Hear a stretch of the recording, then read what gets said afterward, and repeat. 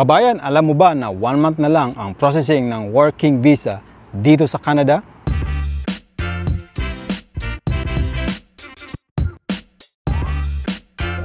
Welcome back puli kabayan, this is Dodds from Dodds Info TV na isa pong OFW ng kagaya mo based po dito sa Sudbury, Ontario, Canada kabayan.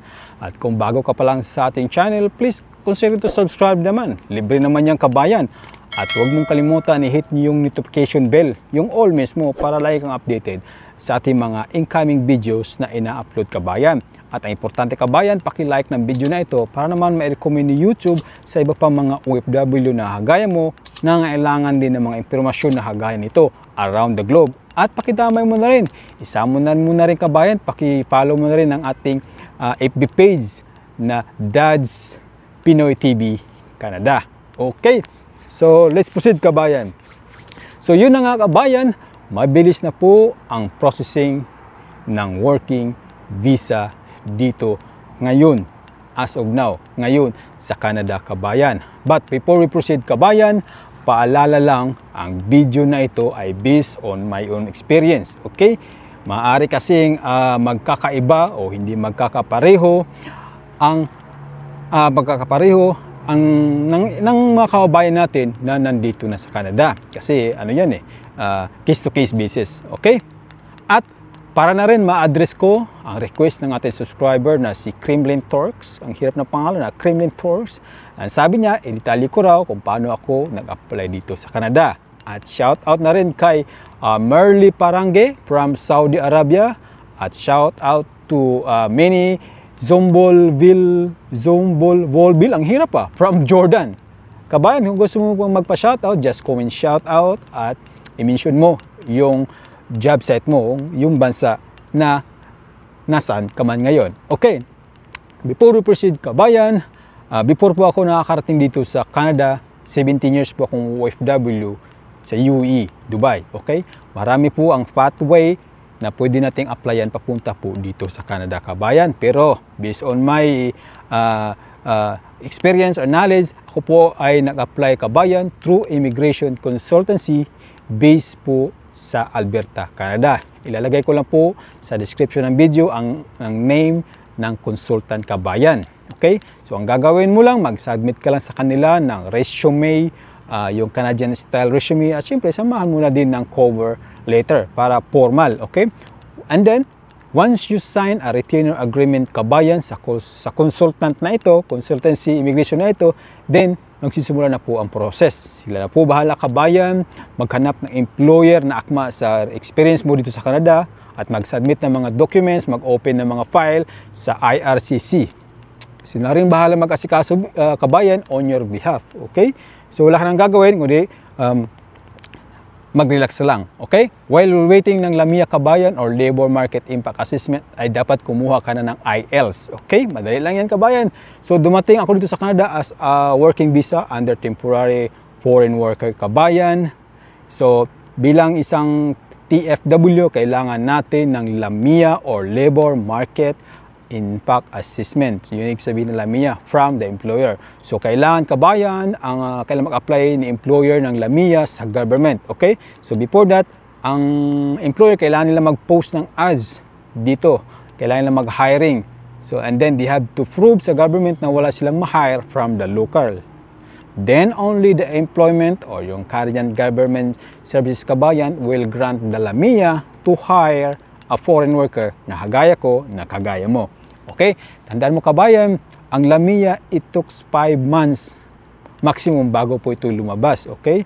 So dapat kumuha ka na ng IELTS that time based on my experience. So ito na nga ang pinaka-exciting part kabayan. Kasi dito na magsisimula ang visa application once na lumabas na ang LAMIA. Since I am in the UAE kabayan, sabi ng consultant, matagal ang processing time sa UAE. So, aabot siguro ng 52 weeks, di ba? Ang tagal, 52 weeks. So, we decided na I have to go home sa Pilipinas kasi mas maiksi kabayan ang visa processing doon sa Pilipinas. So, pagdating ko sa Pilipinas, immediately ay nag-lodge sila ng application, nag-apply sila sa IRCC October 25, 2022. Tandaan mo, okay? Take note, October 25, 2022. Okay?